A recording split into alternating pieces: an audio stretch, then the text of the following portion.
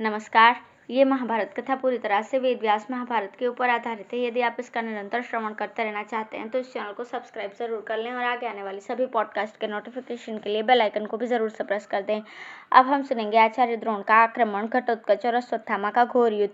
संजय कहते हैं, सात्यकी के प्रति राजा सोमदत्त का क्रोध बहुत बड़ा हुआ था। इसका कारण यह था कि उसने उनके पुत्र भूरिश्रवा को, जबकि वो अनशन व्रत धारण करके बैठा हुआ था, मार डाला था। सोमदत्त ने 9 बाण मारकर सात्यकी को बींधा। फिर सात्यकी ने भी उन्हें 9 बाणों से घायल किया।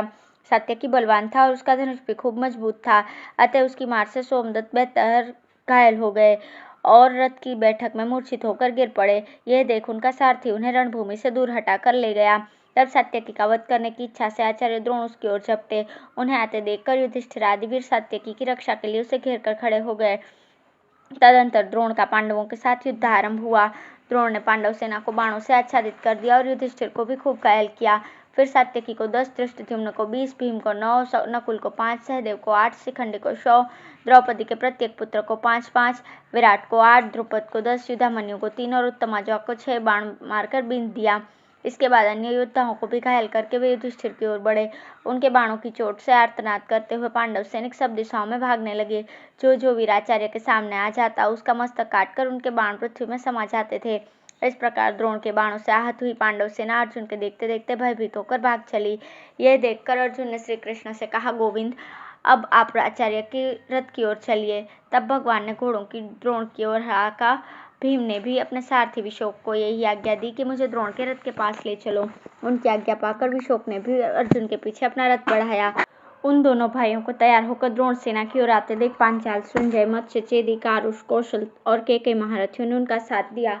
महाराज, तदंतर वहां रोंगटे खड़े कर देने वाला घोर संग्राम छिड़ गया। अर्जुन और भीम ने अपने साथ रथियों के भारी समूह को लेकर आपकी सेना के दक्षिण और उत्तर भाग में घेरा डाल दिया। उन दोनों वीरों को वहां उपस्थित देख सात्यकी और धृष्टद्युम्न भी आ गए। भूरिश्रवा के वध से अश्वत्थामा बहुत चिढ़ा हुआ था। उसने सात्यकी को आते देख उसे मार डालने का निश्चय करके उस पर धावा किया। यह देखकर भीम के पुत्र घटोत्कच ने क्रोध में भरकर अपने शत्रु को रोका। घटोत्कच का रथ लोहे का बना हुआ था, उसमें 8 पहिए थे। वो बहुत बड़ा और भयंकर था। उसी में बैठकर वो अश्वत्थामा की ओर चला। एक अक्षौहिणी राक्षसी सेना उसे चारों ओर से घेरे हुए थी। किसी के हाथ में त्रिशूल था तो किसी के हाथ में मुग्दर, कोई पत्थर की चट्टान हाथ में लिए था और कोई वृक्ष। घटोत्कच प्रलय काल के दंडधारी यमराज की भांति जान पड़ता था। उसके हाथ में उठाए हुए मान धनुष को देखकर राजा लोग भय से व्याकुल हो उठे थे। वो भीमकाय राक्षस पर्वत के समान ऊंचा था। बड़ी बड़ी दाढ़ों के कारण उसका मुख विकराल तथा भयंकर दिखाई पड़ता था। कान खूंटे के समान, थोड़ी बहुत बड़ी, बाल ऊपर की ओर उठे हुए, आंखें भयावनी, मुंह पर चमक, पेट धंसा हुआ, यही उसकी हुलिया थी। गले का छेद ऐसा था मानो कोई बहुत बड़ा गड्ढा हो। सिर के बाल मुकुट से ढके हुए थे। वो मुंह बाकर खड़े हुए यमराज के समान संपूर्ण प्राणियों को त्रास पहुंचा रहा था। शत्रु से देखते ही व्याकुल हो जाते थे। राक्षस राज घटोत्कच को हाथ में धनुष लिए आते देख दुर्योधन की सेना में हलचल मच गई। सबके सब भय से व्याकुल हो उठे। उस राक्षस के सिंहनाद से अत्यंत भयभीत हो हाथी मूत्र त्याग करने लगे। मनुष्यों को व्यथा होने लगी। फिर तो वहां चारों ओर से पत्थरों की वर्षा आरंभ हो गई। रात्रि होने से उस समय राक्षसों का बल बहुत बड़ा हुआ था।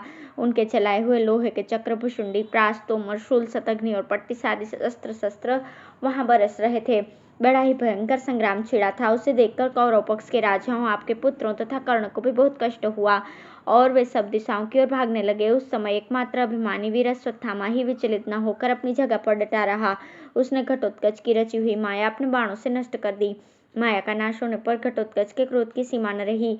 उसने भयंकर बाणों का प्रहार किया। वे सभी बाण अश्वत्थामा के शरीर में घुस गए। तब अश्वत्थामा ने भी क्रोध में भरकर घटोत्कच को 10 बाणों से बींधा। इससे उसके मर्म स्थानों में बड़ी चोट पहुंची। अत्यंत पीड़ित होकर उसने लाख हारों वाला एक चक्र हाथ में लिया, जिसके किनारे की ओर छुरे लगे थे। वो चक्र अश्वत्थामा को लक्ष्य करके उसने चलाया, परंतु अश्वत्थामा ने बाण मारकर चक्र के टुकड़े टुकड़े कर दिए। वो व्यर्थ होकर पृथ्वी पर गिर पड़ा। यह देखकर घटोत्कच ने अपने बाणों की वर्षा से अश्वत्थामा को आच्छादित कर दिया। इतने में ही घटोत्कच का पुत्र अंजन पर्वा वहां आ पहुंचा। उसने अश्वत्थामा को ऐसे रोक लिया जैसे आंधी के वेग को पर्वत रोक देता है। तब अश्वत्थामा ने एक बाण से अंजन पर्वा की ध्वजा, 2 से रथ के दोनों सारथी, 3 से त्रिवेणुक, 1 से धनुष और 4 से चारों घोड़े मार गिराए। रथहीन हो जाने पर उसने तलवार उठाई, किंतु द्रोण कुमार ने तीखे तीर से उसके भी 2 टुकड़े कर दिए। तब अंजन पर्वा ने गदा घुमाकर चलाई, किंतु द्रोण कुमार ने उसे भी बाणों से मारकर गिरा दिया। फिर तो वो प्रलयकालीन मेघ के समान गर्जना करता हुआ कूदकर आकाश में चला गया और वहां से वृक्षों की वर्षा करने लगा। यह देखकर अश्वत्थामा उस मायावी को बाणों से बींधने लगा। तब वो नीचे उतरकर पुनः दूसरे रथ पर जा बैठा। इसी समय अश्वत्थामा ने अंजन पर्वा को मार डाला। अपने महाबली पुत्र को अश्वत्थामा के हाथ से मारा गया देखकर घटोत्कच क्रोध से जल उठा और अश्वत्थामा के पास जाकर बोला, द्रोण कुमार, मैं उन पांडवों का पुत्र हूँ जो युद्ध में कभी पैर पीछे नहीं हटाते। राक्षसों का राजा हूँ और रावण के समान मेरा बल है। तू इस रणांगण में खड़ा तो रह, जीते जी जीत नहीं पाएगा। आज मैं तेरा युद्ध करने का हौसला मिटा दूंगा। ऐसा कहकर क्रोध से लाल लाल आंखें किए वो महाबली राक्षस अश्वत्थामा की ओर झपटा और उस पर रथ के धुरे के सदृश बाणों की वर्षा करने लगा। किंतु घटोत्कच के बाण भी निकट आने भी नहीं पाए थे कि अश्वत्थामा उन्हें काट गिराया। इस प्रकार अंतरिक्ष में मानो बाणों का एक दूसरा ही संग्राम चल रहा था। जब दोनों ओर के बाण टकराते तो उनसे चिंगारियां छूटने लगती जो उस प्रदोष काल में आकाश के बीच जुगनुओं की भांति जान पड़ती थी। रणाभिमानी अश्वत्थामा के द्वारा अपनी माया नष्ट हुई देख घटोत्कच पुनः आकाश में छिप गया और दूसरी माया रचने लगा। वो एक ऊंचा पर्वत बन गया। उसके अनेकों शिखर थे जो वृक्षों से भरे हुए थे। जैसे पर्वतों से झरने गिरते हैं उसी प्रकार उस पर्वत से भी शूल, प्रास, तलवार और मूसल आदि के स्रोत बहने लगे। ये सब देखकर भी अश्वत्थामा विचलित नहीं हुआ। उसने हंसते हंसते उस पर्वत पर वज्रास्त्र का प्रहार किया। उसका स्पर्श होते ही वो गिरिराज सहसा विलीन हो गया। इसके बाद उसने इंद्रधनुष सहित काला मेघ बनकर पत्थरों की वर्षा से द्रोणपुत्र को ढक दिया। अश्वत्थामा अस्त्रवेत्ताओं में श्रेष्ठ था। उसने अपने धनुष पर वायव्यास्त्र का संधान किया और उससे काली घटा को छिन्न भिन्न कर दिया। फिर उसने बाणों की वर्षा से संपूर्ण दिशाओं को आच्छादित करके पांडवों के 1,00,000 रथियों का सफाया कर दिया। तदंतर क्रोध में भरे हुए घटोत्कच ने अश्वत्थामा की छाती में 10 बाण मारे। उनसे आहत होकर अश्वत्थामा कांप उठा। इतने में ही घटोत्कच ने अंजलिक नामक बाण मारकर उसके धनुष को काट दिया। तब अश्वत्थामा ने दूसरा मजबूत धनुष हाथ में लिया और घटोत्कच पर तीखे बाणों की वर्षा आरंभ कर दी। तब तो घटोत्कच के क्रोध की सीमा नहीं रही। उसने भयंकर कर्म करने वाले राक्षसों की सेना को आज्ञा दी कि वीरों, इस द्रोण के बेटे को मार दो। आज्ञा पाते ही वे भयंकर राक्षस आंखें लाल लाल किए मुंह बाएं अनेकों अस्त्र लेकर अश्वत्थामा को मारने के लिए दौड़े। वे अश्वत्थामा के मस्तक पर शक्ति, शतघ्नि, परीघ, वज्र, शूल, पट्टिस, तलवार, गदा, भिंदीपाल, मूसल, फरसा, प्रास, तोमर, कणप, कंपन और मुद्गर आदि घोर शत्रुनाशक अस्त्र शस्त्रों की वर्षा करने लगे। द्रोणपुत्र के मस्तक पर शस्त्रों की बौछार होती देख आपके योद्धा बहुत दुखी हुए, परंतु वो स्वयं तनिक भी विचलित नहीं हुआ। वज्र के समान तीखे सहायकों से उसे घोर शस्त्र वर्षा का विध्वंस करता रहा। फिर उसने अपने तीक्ष्ण बाणों से दिव्य मंत्रों से अभिमंत्रित करके राक्षसों की सेना का संहार आरंभ किया। उसके बाणों से घायल होकर राक्षसों का समुदाय व्याकुल हो उठा। अश्वत्थामा की मार पड़ने से वे सबके सब क्रोध में भरकर उसके ऊपर टूट पड़े। उस समय अश्वत्थामा ने ऐसा अद्भुत पराक्रम दिखाया जो दूसरों के किए योग्य नहीं था। उसने राक्षस राज घटोत्कच के देखते देखते अपने प्रज्वलित बाणों से उसकी सेना को भस्मसात कर दिया। तब क्रोध में भरे हुए घटोत्कच ने दांतों से अपना ओंठ चबाकर ताली बजाई और सिंहनाद करके 8 घंटियों वाली एक भयानक अशानी अश्वत्थामा के ऊपर छोड़ी। किंतु उसने कूदकर वो आशनी हाथ में पकड़ ली और पुनः उसे घटोत्कच पर ही चला दी। घटोत्कच कूदकर रथ से अलग हो गया और वो भयंकर अशनी उसके घोड़े, सारथी, ध्वजा तथा रथ को भस्म करके पृथ्वी में समा गई। अश्वत्थामा का वो पराक्रम देखकर सब योद्धा उसकी प्रशंसा करने लगे। अपना रथ नष्ट हो जाने से घटोत्कच धृष्टद्युम्न के रथ पर जा बैठा और एक भयानक धनुष हाथ में लेकर अश्वत्थामा की छाती पर तीखे बाणों से प्रहार करने लगा। इसी प्रकार धृष्टद्युम्न भी निर्भीक होकर द्रोणपुत्र के हृदय में तीखे बाणों से चोट करने लगा।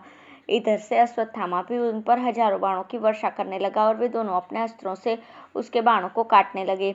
इस प्रकार उनमें बड़ी तेजी के साथ अत्यंत भयानक युद्ध छिड़ा हुआ था। उस समय अश्वत्थामा ने वहां अत्यंत अद्भुत पराक्रम प्रकट किया जो दूसरों के लिए सर्वथा असंभव था। उसने पलक मारते ही घोड़े, सारथी, रथ और हाथियों के सहित राक्षसों की एक अक्षौहिणी सेना का सफाया कर दिया। भीम, घटोत्कच, धृष्टद्युम्न, नकुल, सहदेव, युधिष्ठिर, अर्जुन और श्री कृष्ण भी देखते ही रह गए। उसके बाणों से चोट खाकर हाथी श्रृंगहीन पर्वत के समान पृथ्वी पर बहरा पड़ते थे। उसने अपने नाराजों से पांडवों को बींधकर द्रुपद कुमार सुरथ को मार डाला।